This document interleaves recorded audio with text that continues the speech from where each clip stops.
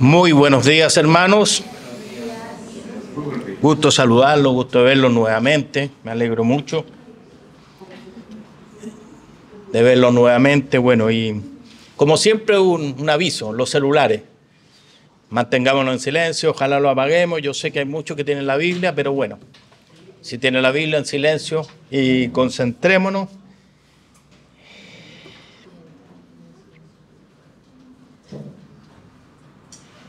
Estamos a la hora, así que podemos comenzar tranquilamente y los invito a ponerse de pie. Vamos a iniciar con un himno que, bueno, el tiempo lo dice, tiempo de Navidad, y la verdad que debiera ser todos los días de nuestra vida pensar en este momento. Al mundo paz nació Jesús.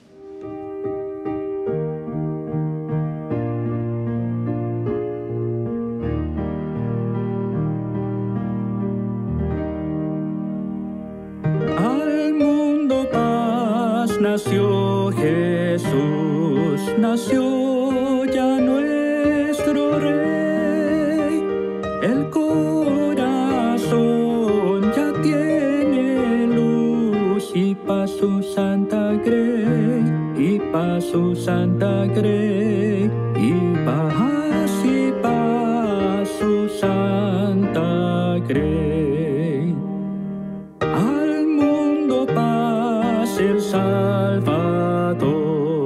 la tierra reinará. Ya es feliz el pecador, Jesús perdón le da, Jesús perdón le da, Jesús perdón le da. Al mundo él gobernará con gracia y con poder. A las naciones él mostrará su amor y su poder, su amor y su poder, su amor y su poder.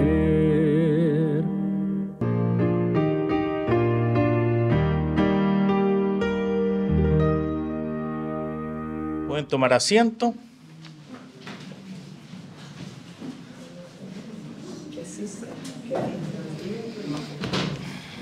No perdamos esta Navidad.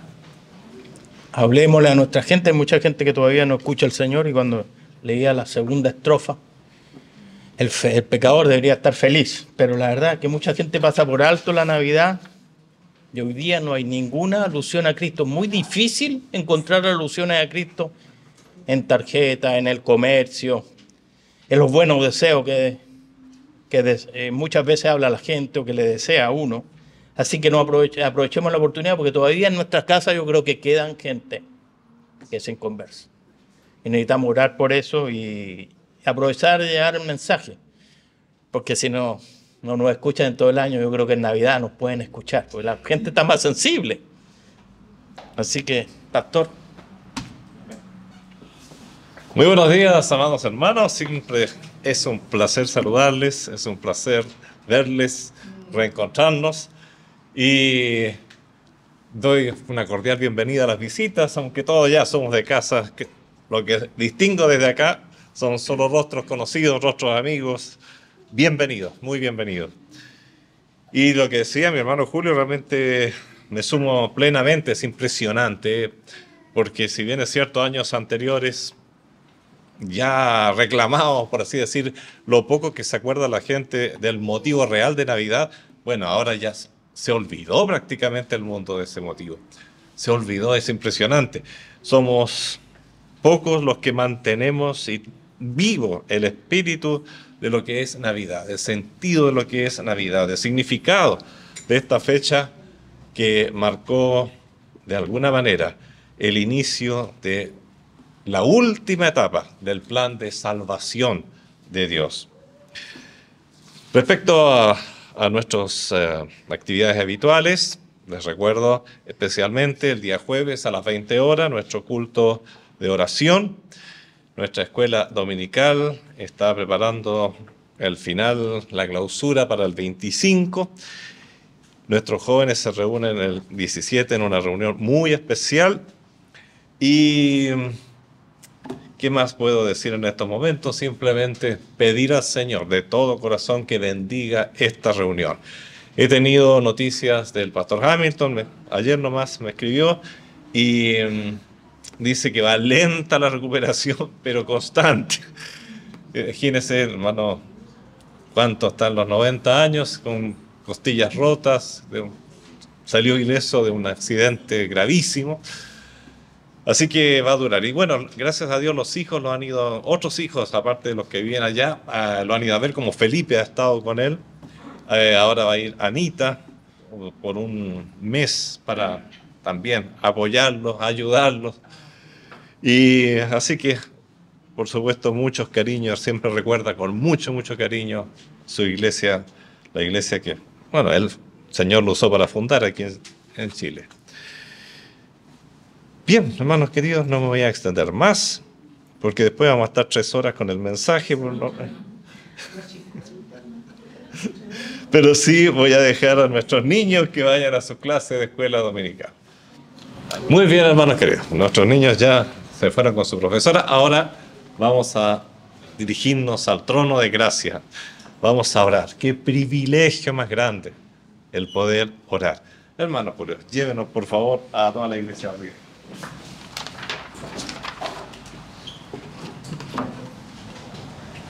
Bueno, hay varios motivos de oración, aquí ustedes no los tienen, pero término del año, ¿cuánto significa el término del año? La gente quiere cumplir metas, todos andan apurados. La Iglesia Bíblica de Viña del Mar, porque también el pastor Hamilton manifestó preocupación por ella. Apoyémoslo en oración. Es una iglesia que lleva bastante años, a lo mejor uno no se acuerda, pero son bastantes años los que lleva. 35 años. Así que él manifestaba preocupación por la iglesia.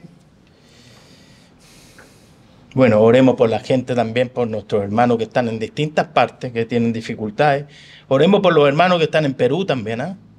El pastor Hamilton, hoy día Perú está pasando por un momento muy conflictivo. Y el pastor Roberto Hamilton comenzó la fundación de iglesias en Perú. Después vino a Chile. Así que no nos olvidemos de eso. Bueno, y hay tantas cosas. Oremos por nuestros niños, por la gente que no ha podido venir, por los más ancianos. No abandonemos a los más ancianos, porque la verdad que de repente tenemos noticias como la que tuvimos la semana pasada. Pero no dejemos de orar por ellos, no dejemos la posibilidad de llamarlo, de visitarlo. Así que bueno. Padre Celestial, realmente es un privilegio, como dijo el pastor, tener la oportunidad de entrar a este trono maravilloso, Señor, al lugar santísimo. Acercarnos confiadamente, como dice el libro de Hebreos, Señor, sin temor, porque tú has abierto ese lugar, Señor. Como se hablaba recién aquí, el último plan, Señor, ya casi la última, finiquitando el plan de Dios, Señor, viniste a nacer, Señor, y después a morir en la cruz, pero para abrir estos lugares, Señor, para que podamos orar, Señor, para que podamos entrar confiadamente, para que tengamos una esperanza, si no en vano sería, Señor. Padre Celestial, y por eso te inclinamos nuestro corazón, primero que nada, delante tuyo, Señor. Escudriñalo tú, velo tú, Señor, si he ofendido, si hay palabras de más, Señor, si ha habido pensamiento en mi corazón, Señor, por favor. Te pedimos perdón porque sí lo ha habido, Señor. Sería ridículo decir que no hemos pecado en la semana, no hemos pecado en la mañana, Señor. A veces tenemos tanta confusión que significa el pecado, Señor, porque no entendemos realmente qué significa tu santidad, Señor. Y hay tantas cosas que nosotros no consideramos que son faltas, pero sí. Son faltas, son pecados, Señor, y eso nos impide entrar a este lugar santísimo. Te ofendemos a ti y ofendemos a los demás, Señor. Así que limpia nuestro corazón para que esta oración pueda llegar a ti, Señor. Padre Celestial, se nombró aquí al pastor Hamilton. Gracias te damos por su vida, por la vida de Juanito, por la vida de sus hijos, Señor. Porque realmente son importantes en nuestras vidas, Señor. Y sabemos que está pasando dificultades, Señor, dificultades de salud, pero está en tus manos, Señor, y eso También agradecemos, Señor, no solamente Él, sino que todos los que nombré y todos nosotros estamos en tus manos, Señor. Cuídalos, protéjalos y te damos gracias, Señor, por lo que hicieron en su vida como creyentes y siguen haciendo, Señor. También manifestamos, Señor, delante tuyo, ponemos a cada hermano de la iglesia bíblica de Viña, Señor, que era la preocupación del pastor, Señor. Ayúdanos a ayudar en oración, Señor. Y si podemos ir, ayudarnos también en predicación. Viene el verano, algunos van a Viña, Señor. Que se puedan congregar allá, Señor. Te pido por las personas que están dirigiendo, Señor, que tú le des sabiduría, le des inteligencia, le des mucho amor, Señor. Y también pensar que es tu obra, Señor. Y aunque no asista gente o asista muy poca gente, Señor, realmente no interesa, Señor. Por un salvo viniste tú aquí a esta tierra, Señor. Y te agradecemos eso, Señor. Que nosotros pensemos lo mismo, Señor. No es el número, sino la persona, Señor. Padre Celestial, también manifestamos por nuestros hijos, los ponemos en oración a la escuela dominical, a los profesores. Cuán importante es hablar y seguir hablando. No sabemos mañana si tenemos oportunidad, Señor, pero en este momento lo hacemos, Señor. Y lo hacemos libremente todavía, Señor. Te pido por la instancia ya desde Navidad, Señor, esa cena, Señor, que sea especial, que no dejemos de hablar de tu persona, Señor, porque eso es el principio de todo. No habría Navidad sin tu nacimiento, Señor, sin tu amor, Señor, porque de tal manera amó Dios al mundo, Señor, que viniste a la tierra. Por eso, Señor, gracias te damos por eso, Señor. También te pedimos hoy día por la lectura que se va a hacer, Señor. Conocidísima, Señor, cuántas veces la hemos escudriñado, cuántas veces la hemos estudiado, cuántas veces la hemos escuchado predicar, Señor, y todavía se sigue sacando información, Señor, y más y más. Te pido por el predicador, Señor, que tú des palabras sabias, Señor, le des mucho amor para entregar el mensaje, mucha claridad, Señor, y como siempre lo decimos, saca lo que te dé más, Señor, y refresca tu mente, refresca su corazón, Señor. Te pedimos también por los que vamos a escuchar ese mensaje, Señor. Sabemos que tú tienes palabras especiales para cada uno de nosotros, Señor, y queremos escucharlas. Queremos destapar nuestros oídos, inclinar nuestro corazón y reconocer también en esa palabra que tú nos estás hablando, no el pastor, Señor. No existe verdad en nosotros, no existe verdad en los predicadores, pero sí existe eterna verdad en tu palabra. Y eso venimos a exponer, Señor. Hay muchas cosas que agradecer por el término de año, Señor. Los niños que aún tienen exámenes, que aún tienen cosas en la universidad pendientes, Señor. Cuídalos, protégelos, Señor. Háceles sentir tu presencia, Señor, y que puedan salir adelante, Señor. Pueda ser un año, un bonito fin de año y un buen comienzo de año también, Señor. Pero no olvidando que estamos en tu presencia, no olvidándonos de ti, Señor, porque a veces nos olvidamos. Nos inclinamos a ti, te rogamos, Señor, por nuestros trabajos, por nuestro pan, pero cuando pasa eso, y ya llenan nuestra mesa y ya sustentan nuestro trabajo, a veces nos olvidamos, Señor. Te ruego por cada una de las personas que está pasando penuria económica, Señor, ha perdido su trabajo también, Señor, que tú le des el ánimo suficiente para seguir adelante, Señor. Las cosas pasan porque tú determinas, Señor, y hay que ver qué propósito hay ahí detrás, Señor. Ayúdanos a entender esas cosas también. A veces queremos recibir todo lo bueno de ti, Señor, y no nos olvidamos de otras cosas, Señor. Pero como Job dijo, Jehová dio y Jehová quitó también, Señor. Y no vamos a echar tu nombre porque tú nos parecen cosas malas, Señor. No, te adoramos infinitamente y te adoramos más, Señor, cuando tenemos dificultades. Golpeamos más seguido tu puerta, Señor, cuando tenemos dificultades. Ayúdanos a entender eso, Señor. ¿Quién más nos va a escuchar, Señor? A veces nos sentimos solos, pero ahí estás tú, Señor, diciendo, háblame. Dime, Señor, ¿qué necesitas? Dime. Necesitas de mi fuerza y nosotros muchas veces las desechamos, Señor. Ayúdanos a acordarnos de eso, Señor, porque te necesitamos, Señor.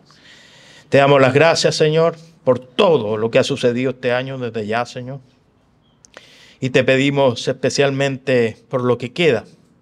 Son días cortos, Señor, ya finales de diciembre, Señor, pero son días importantes, Señor, y queremos estar contigo. Quédate aquí, Señor, dirige el culto, dirige a cada persona que va a participar, y eso incluye a todos, Señor, a cada corazón que se entre por esa puerta, Señor. Padre Celestial, háblanos el día de hoy, Señor. Necesito escucharte, Señor. Necesitamos escucharte, Señor. Todo lo agradecemos y pedimos en el maravilloso nombre de nuestro Salvador Jesucristo. Amén. Pueden tomar asiento. Y los voy a invitar a abrir la Biblia. Dije que era conocida.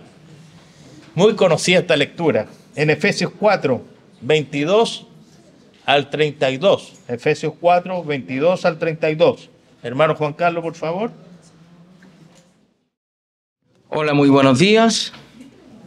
Como dijo el hermano, vamos a abrir nuestra Biblia en Efesios 4, del 22 al 32. Y Efesios 4, versículo 22 dice lo siguiente: en cuanto a la pasada manera de vivir, despojaos del viejo hombre, que está viciado conforme a los deseos engañosos, y renovaos en el espíritu de vuestra mente, y vestidos del nuevo hombre, creado según Dios, en la justicia y santidad de la verdad. Por lo cual, desechando la mentira, hablad verdad cada uno con su prójimo, porque somos miembros los unos de los otros. Airaos, pero no pequéis. No se ponga el sol sobre vuestro enojo, ni deis lugar al diablo. El que hurtaba, no hurte más, sino trabaje, haciendo con sus manos lo que es bueno, para que tenga que compartir con el que padece necesidad. Ninguna palabra corrompida salga de vuestra boca, sino la que sea buena para la necesaria edificación, a fin de dar gracia a los oyentes. Y no contristéis al Espíritu Santo de Dios, con el cual fuisteis sellados para el día de la redención. Quítense de vosotros toda amargura, enojo, ira, gritería y maledicencia y toda malicia. Antes sed benignos unos con otros, misericordiosos, perdonándoos unos a otros, como Dios también os perdonó a vosotros en Cristo. Muchas gracias, hermano Juan Carlos. Qué conocida y qué querida es esta porción de Efesios, capítulo 4. Realmente hemos seleccionado dentro de la porción algunos versículos del 22 al 32. Más completo sería del 17 al 32. Es un verdadero listado de conductas cristianas que el apóstol Pablo entrega a los hermanos de la iglesia de Éfeso, y por ende es una carta realmente universal, entendiendo que estas cartas tenían un carácter de carta circular, iban de una iglesia a otras y habían varias copias. Por lo tanto, no solo a los hermanos de Éfeso les viene todo lo que aquí dice, sino a cada una de las iglesias que están en el mundo y que estarán hasta que el Señor venga. Y en este listado de conductas cristianas que entrega Pablo aquí, nos encontramos en el verso 27 con lo siguiente. Dice: ni deis lugar al diablo. Generalmente, como es un listado largo, es parte de lo que leemos y no nos detenemos en ese versículo en particular. Sin embargo, quiero hoy día detenerme un poquitito en ese versículo: ni deis lugar al diablo. Porque por algo lo dice el apóstol. Pero no es el apóstol. Recordemos que detrás de cada palabra de la Biblia es el Espíritu Santo el que está. Si hablamos que el apóstol o que Pablo dice esto, realmente es el Espíritu Santo que está diciendo ese algo, porque la Biblia es inspirada por Dios, particularmente por el Espíritu Santo. Por lo tanto, el Señor quiere que nos preocupemos en los detalles, no solamente que leamos estas largas listas. Quiero invitarles a considerar la porción, la lista, pero a partir de este punto como eje central. ¿Pero qué es dar? Y es la primera pregunta que uno se hace aquí. ¿Qué es dar lugar al diablo? ¿Cuándo damos lugar al diablo? ¿Qué es dar lugar al diablo? Mira, yo me atrevería a compararlo pensando en una respuesta a esta pregunta. Nosotros damos lugar al diablo cuando dejamos abierta una pequeña ventana. No necesariamente una puerta, no necesariamente un portón, es una pequeña de esas ventanas chiquititas que a veces tienen los baños y decimos por ahí no entra nadie. Pero hemos dejado abierto algo. Y por pequeño que sea, es suficiente para que Satanás pueda hacer su efecto en nuestra vida. Podríamos decir que se trata de una pequeña, quizás incluso más pequeño que ventana, una pequeña grieta, una pequeña fisura en nuestra vida. Achiquémoslo más todavía, pero una fisura basta, una grieta basta. Es una pequeña de por sí, habiendo una fisura ya hay una invitación hecha con una voz débil quizás, muy débil, y se piensa que nadie la oirá, pero hay alguien que no pierde oportunidad, y si ve esa fisura, dice, esta es la mía, por ahí me voy a infiltrar, por ahí voy a hacer mi trabajo. Las grietas en la vida cristiana, estas fisuras, a veces son sentimientos que dan lugar al diablo. Son sentimientos que abren pequeñas ventanitas para que el enemigo pueda hacer su trabajo. A veces son francamente conductas, no necesariamente incluso podría decir conductas malas. A veces son acciones que permiten la entrada de lo torcido sin ser necesariamente malas. Es increíble, pero podemos llegar a concluir eso. ¿Cómo se producen las grietas? ¿Cómo se producen estas debilidades?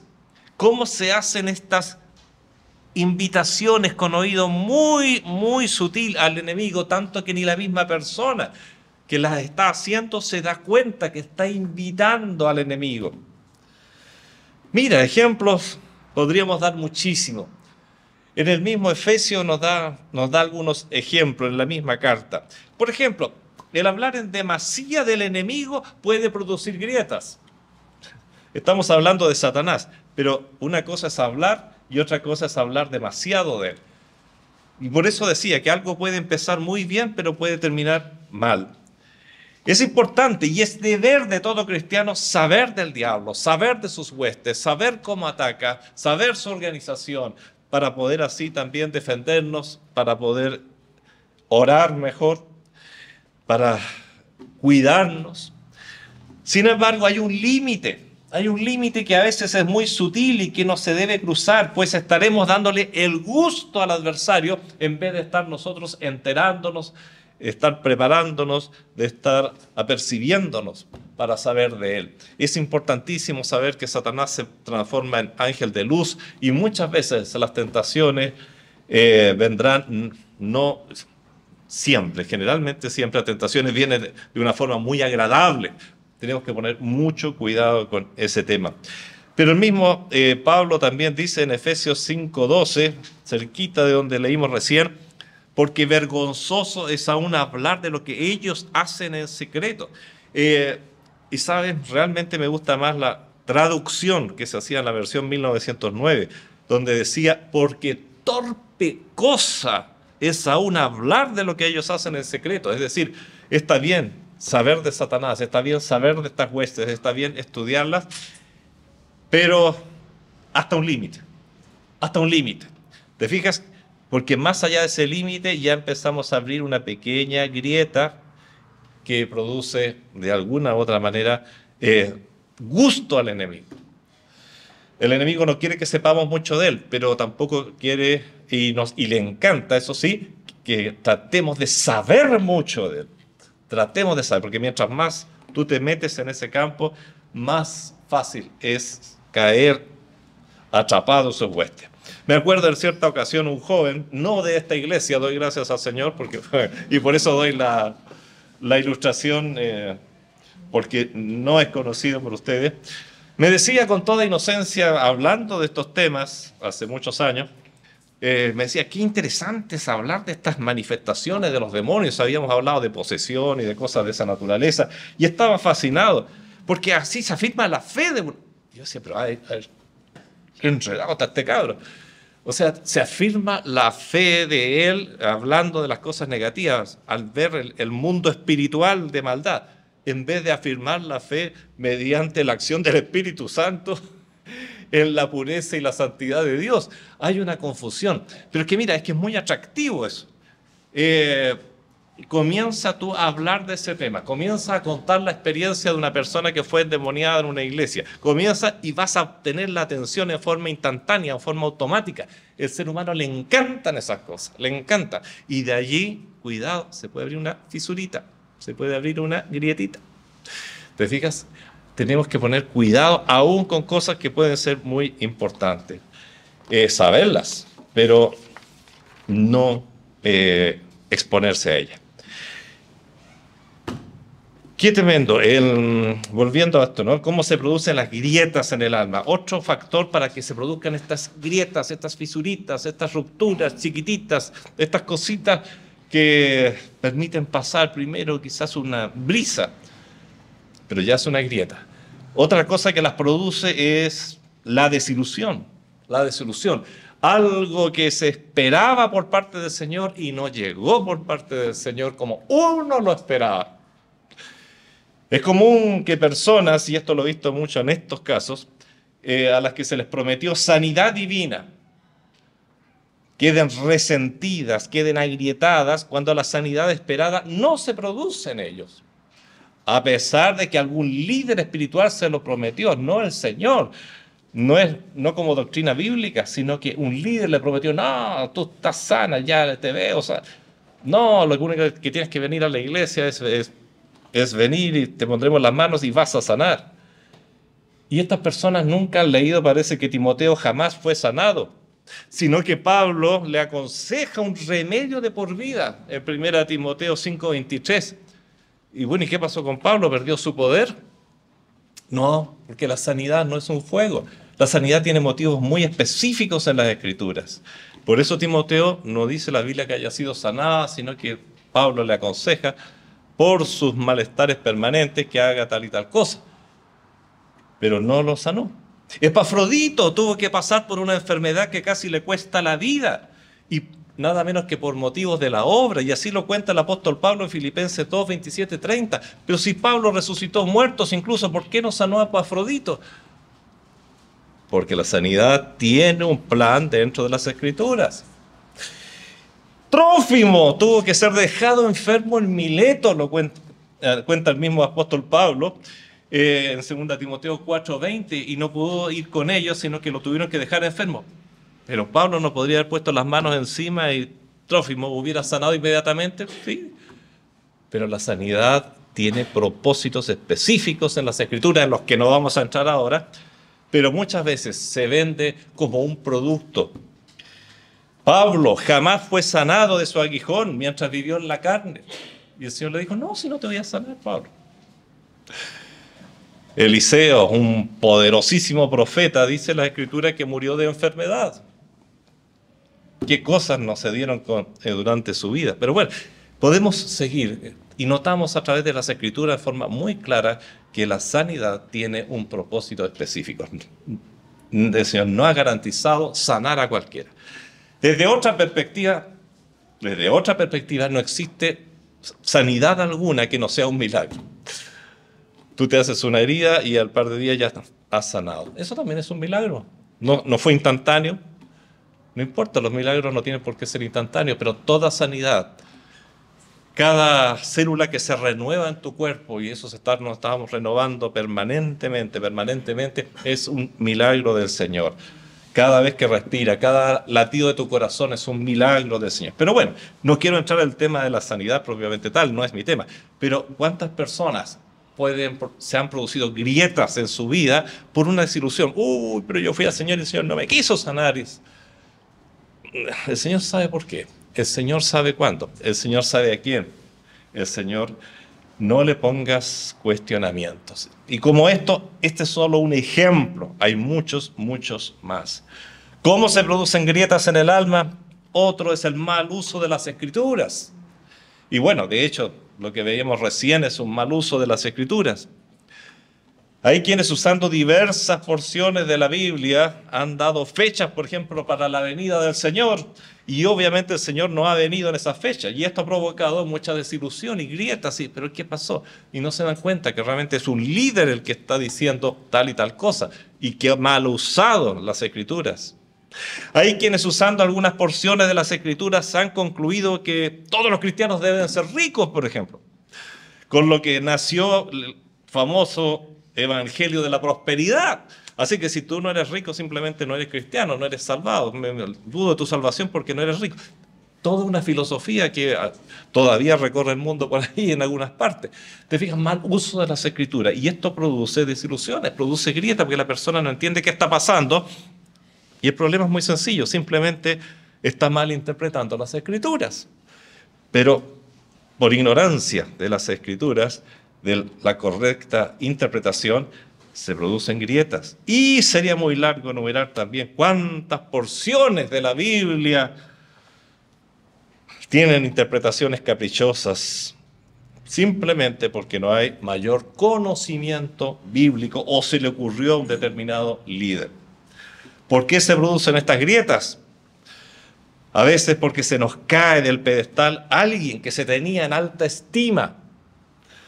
Es normal que cuando una persona a la que se tenía por muy espiritual, sea pastor, sea profesor, sea escritor, sea conferencista, cae en pecado, produzca heridas, grietas, fisuras por donde se cuelan ideas, resentimientos y con esto debilidad, desilusión, debilidad espiritual. Uy, este hermano, recuerdo a una queridísima hermana, esa sí, conocida por todos, que me decía, cada vez que cae un gran escritor, un gran líder, saco todos sus libros de mi biblioteca. Y le encuentro razón, porque molesta mucho, ¿no es cierto? Seguir exhibiendo sus libros sabiendo que ha tenido una grave caída, especialmente mientras más alto esté, mientras más personas le ven. Son tantas las personas que han sido dañadas por estas situaciones, tantas, que sería también largo seguir enumerando. Pero se producen grietas. No deberían, porque nosotros miramos a Cristo, no al hombre. Pero la tendencia siempre es a buscar un tutor, la tendencia siempre es a buscar un mentor, la tendencia siempre es a buscar al líder espiritual y tratar de ver en todas las personas a un apóstol Pablo, por ejemplo, a las personas que tenemos en alta estima. Pero se nos caen. Piensan que el mismo Pedro, aún estando ya en la cima de su ministerio, tuvo caídas. Cuidado. Cuidado con las debilidades. Por otra parte, estas grietas se pueden incluso llegar a producir por sentir un orgullo carnal por el conocimiento de las Escrituras. ¿Cuántos chicos que entran a estudiar a los institutos, muchas veces después se les dice, pon cuidado, te estás poniendo orgulloso. El conocimiento que estás adquiriendo te hace sentir superior a tus hermanos. Cuidado. ¿Te fijas? Son miles de las formas en las que se pueden producir estas pequeñas grietecitas. Podemos abrir esa pequeña ventanita. Y a veces no alcanza ni para ventana, una pequeña fisura. Por eso estoy usando el término fisura o grieta. Pequeñas. Y por allí, Satanás dice, esta es la mía. Esta es la mía. No deis lugar al diablo. Se trata de esas cositas. No se trata de decir, ¿sabes? Vamos a hacer un culto a Satanás. No es algo grosero, es algo sutil que permite que Satanás haga su trabajo. Él o alguno de la multitud de sus huestes, ejércitos que tiene a su servicio. El problema, el resultado de mantener estas grietas espirituales. Todo cristiano, cuando está en paz con Dios, suele pensar, digamos, y quizás no lo piensa, pero lo siente. ¿Por qué voy a caer? Jamás caeré. Qué lindo es mi Señor. Este camino es tan maravilloso. ¿Por qué voy a ser tan bruto que voy a caer en pecado? ¿Por qué entonces igual caen muchos? Es muy posible que sean estas grietas, estas cosas sutiles, no reparadas, a las que hemos hecho referencia. Esas pequeñas ventanitas que se han dejado abiertas. El resultado de mantener esas fisuras en el tiempo normalmente no aceptadas, porque muchas veces estas fisuras no las aceptamos racionalmente, no decimos, tengo una fisura, tengo una pequeña ventanita abierta. Generalmente ni siquiera lo aceptamos, y ese es uno de los grandes defectos. Y estas se van haciendo, la tendencia es hacerse más y más grande. Es lo que ocurre con una carie, ¿no? Y con los montes. Sabes que algunos de los montes que hoy vemos eran mucho más altos aún hace varios años. Pero las pequeñas grietas permitieron que pequeñas semillas brotaran, echando raíces y crecieran en esas grietas, haciendo esas grietas un poquito más grandes. Luego estas plantitas a la vez depositaron sus propias semillas en esas grietas, que ahora eran más grandes, y así el proceso ha continuado, demoliendo en forma continua, en forma silenciosa, en forma no violenta, en forma imperceptible, pero muy efectiva. ¿Y qué sucede con la dura peña que conformaba la montaña? Pues se va transformando en tierra que va rellenando los valles. Así también las grietas espirituales, ellas no tienden a decrecer, sino más bien a aumentar su diámetro, con lo cual se hacen más profundas y permiten aún más carga espiritual dañina, y con ello va demoliendo la fortaleza de la roca, transformándola en tierra, la cual en nuestro contexto es algo muy malo. En el contexto natural, geológico, es bueno porque la tierra, pero en nuestro contexto no es bueno, no es bueno. Las grietas van produciendo resentimientos, por eso no es bueno. El sentimiento de que Dios es injusto, sutilmente, y enfrían la oración, enfrían el devocional, enfrían la relación con la hermandad, enfrían la relación con la iglesia local, donde el Señor ha puesto al hermano para servir. Luego, sin darse cuenta, esta persona ha ido dando, lo que dice justamente la advertencia de Pablo, ha ido dando lugar al diablo. Y esto normalmente lleva a acciones concretas, como por ejemplo, buscar supuestas compensaciones mundanas. Por lo que entiendes, es injusticia del Señor, es decir, sin darte cuenta ya hemos cometido, y soy el primero en decirlo, una serie de problemas, una serie de pecados. De partida ya estoy llamando injusto a Dios, de alguna u otra manera, sin siquiera atreverme a pensar en la palabra injusto para con Dios, pero estoy pensando en injusticia. Es como decir, si el Señor no me lo da, entonces lo busco por mi cuenta. Cuidado, que esa es una de las tendencias cuando se guardan las grietas. Buscar por tu cuenta lo que entiendes que el Señor no te está dando. Es así como también podemos llegar al tema en que meditábamos hace 3 domingos atrás. ¿Se acuerda que hablamos del enojado con Dios, del sentido con Dios? Justamente cómo la persona llega a estar sentida con Dios es porque se han producido estas grietitas. Y estas grietitas han ido creciendo y el sentimiento va aumentando. Por lo tanto, para que no ocurra nada de lo dicho, es importante examinarse. Y si se encuentran fisuras, proceder a repararlas lo antes posible. Lo primero, pues, antes que nada, es un autoexamen. El examen es muy importante. Las Escrituras nos mantienen, y es la mejor manera de hacer un autoexamen, ¿no? Siempre se ha dicho que la Biblia es como un espejo donde yo me veo. ¿Qué mejor manera de autoexaminarse que con las Escrituras?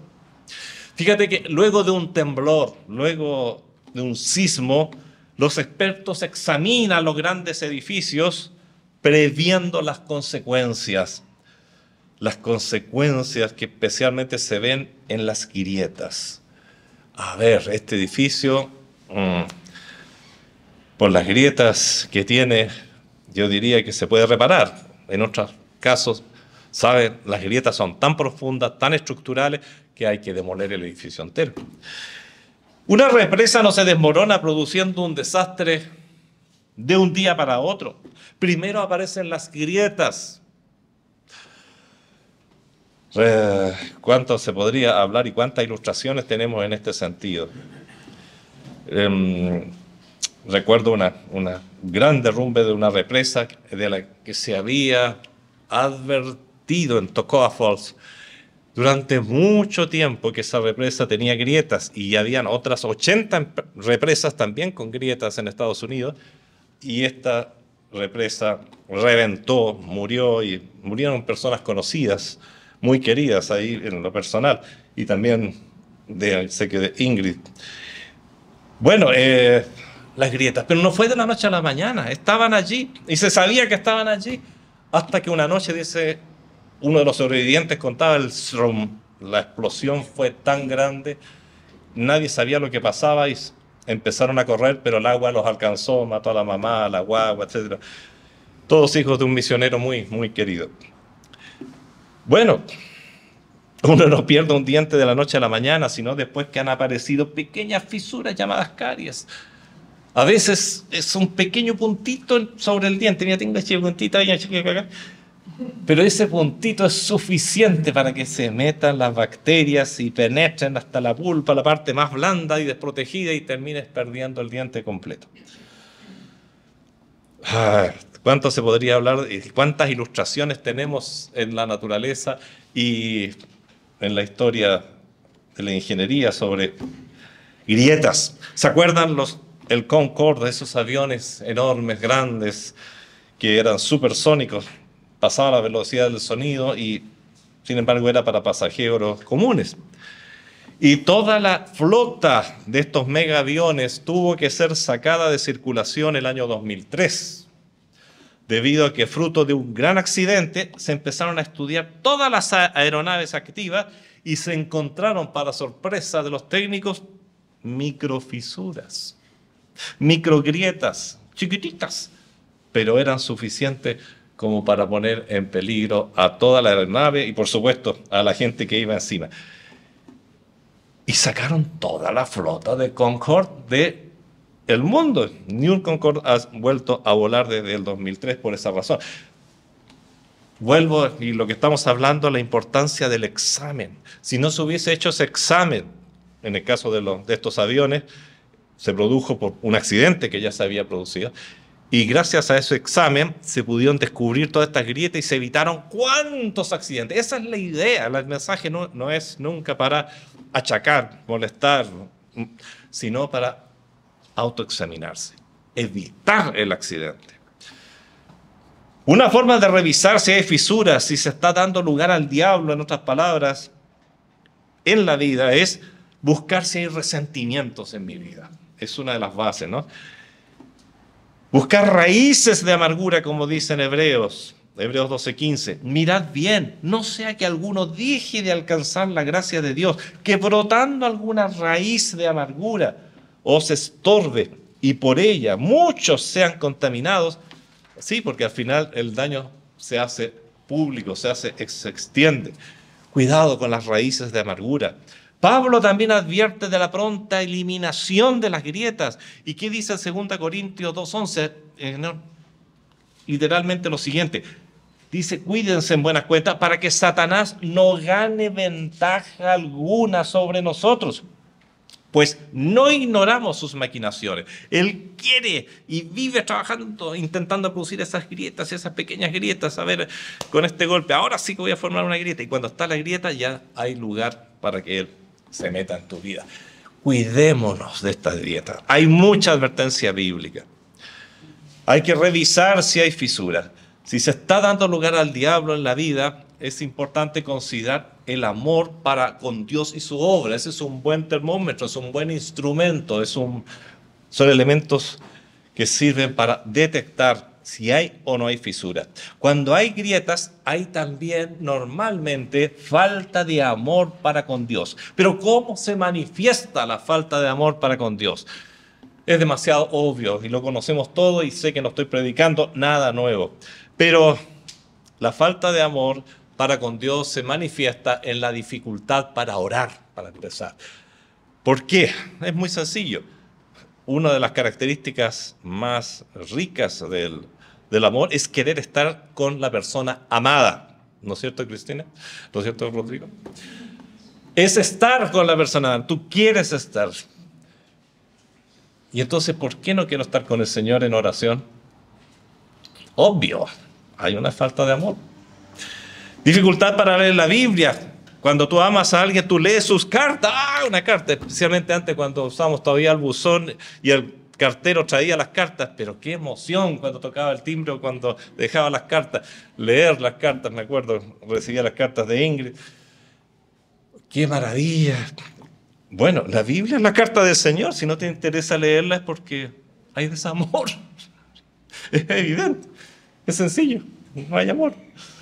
Así que es fácil descubrir si hay amor o no hay amor hacia el Señor. Dificultad para relacionarme con los hermanos en la fe. El que ama a Dios ama a sus hermanos y el que no ama a sus hermanos no ama a Dios, dice Juan, es clarísimo en ese sentido.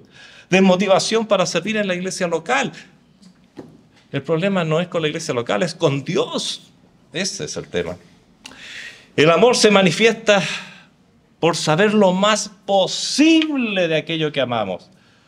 Y si se trata de una persona, incluye saber de sus gustos, sus datos curiosos, lo que desea, cómo agradarlo. Hermanos, ¿cuántas personas dedican su vida a descubrir más sobre sus héroes históricos?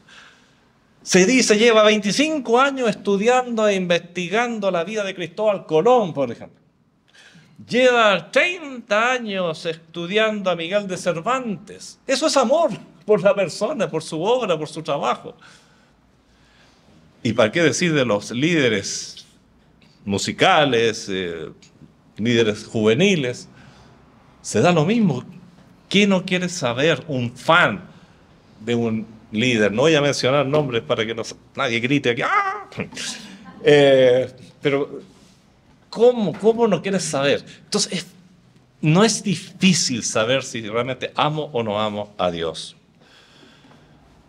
¿Cuántos jóvenes han esperado todo un día frente a las puertas de un cine donde se estrenará la última película de la saga que están siguiendo? Y muestran las noticias, llegan aquí ya 24 horas esperando ser los primeros en entrar al cine para ver la última película de la Guerra de las Galaxias, por mencionar una. Filas, incluso hoy se ven hoy día parecidas, se dan cuando se pone a la venta el último modelo de algún celular. Es increíble. Eso es amor, ¿sabes? Amor por el objeto, amor por la cosa, amor. Además resulta importante en esta búsqueda de fisuras, estamos en la sección, en la parte de la búsqueda de fisuras, ver si ya han tomado posesión del corazón uno o más ídolos, porque veamos qué tan grande es la fisura. A lo mejor ya ha hecho más daño del que hemos imaginado. Debemos buscar si se han asentado ya ídolos en el corazón. Eso es algo bien importante. Cuando el amor de Dios se enfría, entonces aparecen reemplazos en el corazón. Y lo voy a llamar de una manera que puede ser chocante, pero es bíblico. Esos son anticristos. Anticristo, recordemos que el término anti en griego puede significar en contra de, pero también en lugar de. El anticristo en gran parte es blasfemo contra la persona de Cristo, pero también toma el lugar de Cristo. El anti tiene un doble sentido. Y muchas cosas ocupan el lugar de Cristo en el corazón como si fueran parásitos que se aferran allí porque Cristo no está reinando. Entonces se aprovecha, son oportunistas estos anticristos. Cuidado, ¿cuántos anticristos hay ya en tu vida quizás? Por eso las fisuras deben ser reparadas lo antes posible. Pero para ser reparadas primero tenemos que examinar. Bueno, una vez que has encontrado fisuras, que has encontrado grietas o francamente aperturas tan grandes como una puerta, porque a lo mejor ya creció tanto la fisura que ya no es una fisura, ni es una ventana, es un portón. Entonces no dudes en poner en acción los imperativos que menciona el apóstol en la porción leída. Y voy a ir al versículo 22. Primero, despojaos del viejo hombre. Esto se lo está diciendo a convertidos, porque el no convertido no tiene un viejo hombre. El viejo hombre solo lo tiene el convertido. El viejo hombre de la vieja vida. El no convertido es una criatura natural, simplemente. Y cuando se convierte, recién se transforma esa criatura natural en el viejo hombre y aparece la nueva criatura. Así que estas son palabras para la iglesia, no para el inconverso, no para el que no conoce a Cristo como su Salvador. Y les dice a los hermanos de la iglesia en cuanto a la pasada manera de vivir, despojados del viejo hombre, porque está viciado conforme a los deseos engañosos. Y es Pablo el que está hablando. La idea es: deshácete de todo lo que el mundo y su príncipe aman. Deshácete de todo lo que el mundo y Satanás ama. Date cuenta que no es digno esas cosas de ser amadas. Despójate, sácate el viejo hombre como si fuera una chaqueta, una camisa sucia, maloliente, toda grasienta, y que ama todo lo que está en el mundo y se confabula con su príncipe, el diablo, contra el nuevo hombre que Dios ha hecho de ti.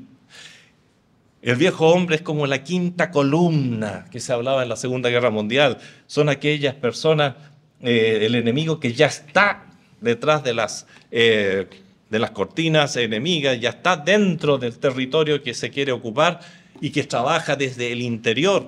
Es un traidor que tenemos dentro. Deshácete del traidor. Deshácete del traidor, del viejo hombre. Y fíjate que está viciado conforme a los deseos engañosos.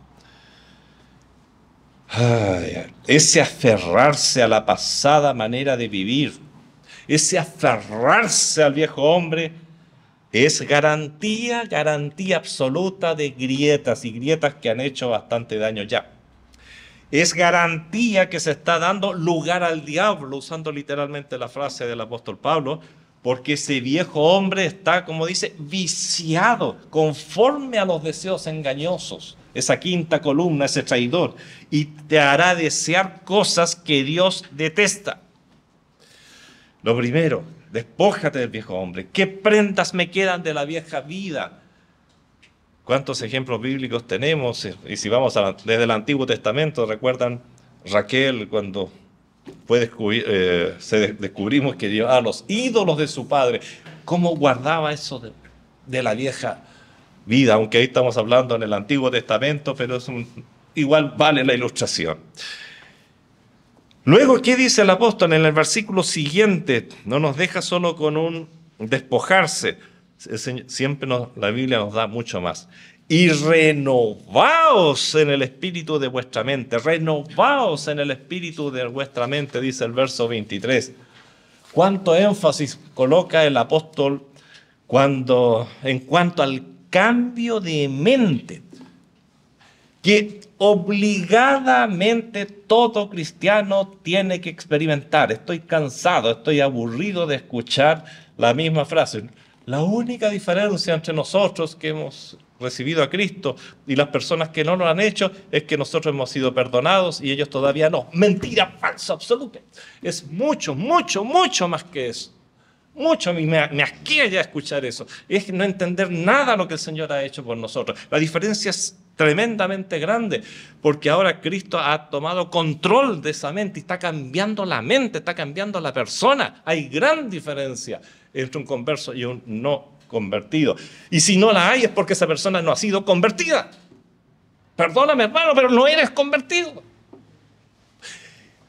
Y si eres convertido, hermano, te has quedado en la niñez espiritual, no has crecido, no te has desarrollado. El apóstol Pablo no por nada le dice también a los hermanos en Romanos: no os conforméis a este siglo, a este sistema en el que estamos viviendo, a esta sociedad en la que estamos viviendo, sino transformaos por medio de la renovación de vuestro entendimiento, para que comprobéis cuál sea la buena voluntad de Dios, agradable y perfecta. Es importante tener 100% claro que el cristiano debe estar en constante cambio hacia el modelo que Dios espera. Y ese modelo es Jesucristo mismo. Y que para esto es de vital importancia que el entendimiento vaya siendo renovado, porque esto no es cosa de voluntad, esto no es cosa de hacer un ejercicio como un yoga, una cosa así, no. Esto es un acto sobrenatural que produce Dios mismo, el Espíritu Santo, en la vida del creyente y va renovando esa mente. Los actores de esto son el Espíritu Santo y, por supuesto, su palabra. Nunca nos olvidemos que la Biblia es la palabra de Dios inspirada por el Espíritu Santo. Y de esta manera podremos comprobar la voluntad de Dios, que es buena, agradable y perfecta. Si no, la voluntad de Dios es desagradable, antipática, todo lo contrario. ¿Por qué para el cristiano es esto u otro? Porque está cambiando en virtud milagrosa. Si quieres un milagro, ahí hay un milagro. Milagrosa del Señor, está cambiando su manera de ver las cosas. Nueva visión, nueva comprensión, nuevos gustos. Y por eso el cristiano no puede entenderse con el mundano. Y porque el cristiano tiene la capacidad ahora para comprobar que la voluntad de Dios es buena, es agradable, es perfecta. Aunque sea totalmente distinta a la voluntad que yo tenía o a la del grupo social al que pertenezco o en el que estoy inserto. Y luego, dice el 24, a reglón seguido, después de una coma, y vestíos del nuevo hombre creado según Dios en la justicia y santidad de la verdad. Y vestíos del nuevo hombre creado según Dios en la justicia y santidad de la verdad. Desnúdate, sácate todo lo que es del viejo hombre y vístete con las ropas del nuevo hombre. La idea se complementa aquí al exhortar a todos los creyentes a vestirse del nuevo hombre, el hombre creado según Dios. La nueva criatura a la que tan poco valor le damos. La diferencia de un convertido de un no convertido, que ese convertido es una nueva criatura en Cristo, para que en todo es hecho nuevo, y eso se nos olvida muchas veces también, y queremos ser tan parecidos a los de afuera y compartir de una manera que no es bíblica con los de afuera, pero somos una nueva criatura, y nosotros ahora nos constituimos en el modelo para esa persona de afuera.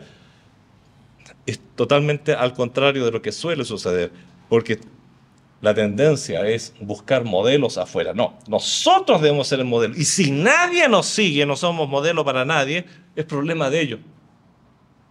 Pero tú tienes que ser modelo para el mundo, modelo para tu grupo, modelo para tus hijos, modelo para tu familia, modelo. ¿Por qué? Porque tú eres... Y no quiero usar más términos, pero la Biblia sobreabunda en términos, porque tú eres la luz del mundo, porque Cristo está en ti, y tú eres luz para este mundo, no el mundo para ti. Así que tenemos una nueva vida, una nueva mente, una nueva visión, nuevas expectativas, nuevo futuro, nueva forma de amar, de comprender, de entender, de analizar, etc. Y esto lleva a una nueva forma de comportamiento. Por eso Pablo exhorta varios cambios prácticos. No los vamos a leer en detalle porque sería muy largo, pero habla, por ejemplo, de desechar la mentira, airaos, pero no pequéis, el que hurtaba, no hurte, sino trabaje, ninguna palabra corrompida salga de vuestra boca, ni siquiera por sociabilizar, no contristéis al Espíritu Santo, quítense de vosotros toda amargura, enojo, ira, gritería y maledicencia, toda malicia. Y también está dicho en forma positiva, sed benignos unos con otros, misericordiosos, perdonándoos unos a otros. El resultado es que con esto no se da lugar al diablo. Y si se había dado lugar al diablo, si se había producido una fisura, con esto la cerramos totalmente. Y Satanás dice, me equivoqué. Las cosas iban bastante bien para mí, pero Parece que esta persona leyó la Biblia y ha cambiado su actitud y cerró las fisuras. Me voy a ir a molestar a otro. Hermanos queridos, un pequeño insecto como el gorgojo del trigo, y no solo del trigo, sino que de la avena, la cebada, etc., buscará y buscará una pequeña grieta en el gran granero para entrar. Esos graneros que los han construido de diferentes materiales. Dicen que un granero, por ejemplo, si tú guardas en cartón, el gorgojo penetra el cartón. La humedad lo debilita, etc. Uno de los grandes trabajos y problemas es que el granero no deje fisuras, no produzca fisuras. Ahora, entrando una vez adentro, se multiplica y logrará un daño tal que finalmente todo el granero, sin importar si sea chico o grande como una torre, todo el granero y su contenido quedará en desuso, ya no podrás usar eso. Y más aún, tendrás que desinfectar el granero completo y eliminar todo el grano que hay allí. Así es, las pequeñas grietas son peligrosísimas, pues son aperturas que permiten la contaminación y con ello finalmente la destrucción y en nuestro contexto la destrucción y daño espiritual. El cristiano está expuesto a presentar grietas, claro que sí, pero también tiene los elementos para detectarlas, repararlas y revertir el daño hecho. Qué maravilloso. Tiene los elementos, y eso es lo que hemos visto hoy día, para detectarlas, repararlas y revertir el daño hecho. Por lo anterior, estemos siempre alerta a las advertencias del Espíritu Santo. No deis lugar al diablo. Sergio, no deis lugar al diablo. Es algo de todos los días. Hasta el día de mi muerte tendré que recordar no dar lugar al diablo, ni en estas circunstancias. De este modo nuestro crecimiento no sufrirá interrupciones y evitaremos dolores a otros, a la obra de Cristo. Termino con las palabras de Pablo en 2 Corintios 12, para que Satanás no gane ventaja. Y justamente esto está dentro de un contexto de una persona que ha cambiado su actitud y la iglesia es motivada a perdonar ahora que ha cambiado. Háganlo, para que Satanás no gane ventaja alguna sobre nosotros, pues si mantenemos la odiosidad, si mantenemos el rencor, si mantenemos el resentimiento, Satanás ganará ventaja. Pues no ignoramos sus maquinaciones, sabemos que eso es lo que Él quiere. Eso es lo que Él quiere, 2 Corintios 2:11. Padre Celestial, te damos gracias por tu palabra tan clara, tan precisa y con consejos, Señor, tan prácticos. Señor, nos damos cuenta una y otra vez que te amamos muy poco, Señor. Y a veces quizás ni alcanza para decir que te amamos, Señor. Señor, ayúdanos a amarte más. Es una petición de mi corazón y te pido que toda esta iglesia te ame más, mucho más, Señor. Te pido, Señor, que nos cubras, nos protejas, nos ampares, para que ninguna fisura logre ser introducida, producida en este cuerpo, Padre Celestial. Líbranos de las fisuras. Y si hay fisuras, Señor, porque siendo humanos, lo más probable es que haya muchas fisuras en el seno de nuestra iglesia, incluso de nuestra propia vida. Yo te ruego, Señor, que nos ayudes, en primer lugar, a detectarlas, a abominarlas y, Señor, a repararlas con tu fuerza, con tu poder. Y ayúdanos Señor, a eliminar todo el daño que estas fisuras puedan estar haciendo, o a mi propia vida o a la vida de otros. Gracias, Padre Celestial, porque contamos contigo, porque sabemos que tu voluntad es que tapemos esas fisuras.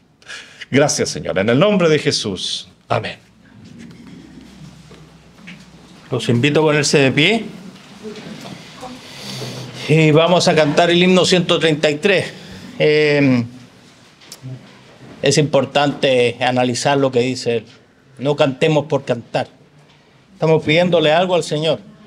Estamos rogándole al Señor. Cantemos con el corazón, con la mente. ¿Qué le estamos diciendo al Señor?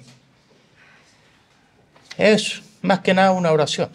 Haz lo que quieras, de mi Señor.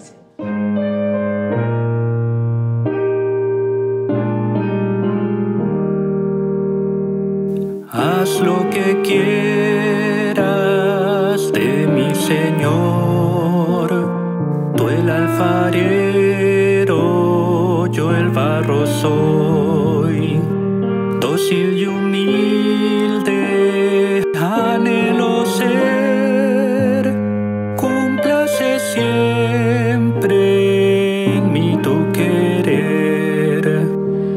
Haz lo que quieras de mi Señor, mírame y prueba mi corazón, lávame y quita toda maldad, para que tuyo sea en verdad. Haz lo que quieras de mi Señor, Cura mis llagas y mi dolor. tuyo es, oh Cristo, todo poder. Tu mano extiende, sana mi ser.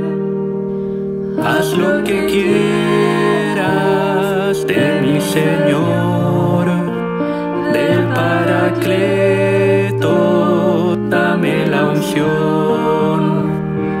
Dueño absoluto, sé de mi ser, que el mundo a Cristo pueda en mí ver.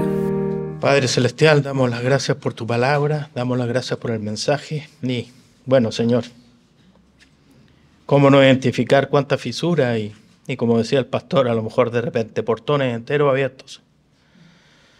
Señor, no quiero irme con eso de aquí, Señor. Quiero empezar desde hoy a reparar, Señor, esas fisuras. Quiero empezar de hoy a cerrar las ventanas, a cerrar los portones, Señor. Y ayúdame, Señor. Ayúdame porque lo necesitamos, Señor. Necesitamos tu ayuda. Sin ti nada somos y nada podemos, Señor. Queremos ser ejemplo para la gente, Señor. Y para eso necesitamos despojarnos completamente del viejo hombre y vestirnos nuevamente con ese ropaje maravilloso que hiciste tú, Señor. Llévanos con tranquilidad a nuestras casas, Señor, que sigamos meditando y inmediatamente ponernos a trabajar para tapar todo lo que hay que tapar, Señor. En Cristo Jesús damos gracias. Amén.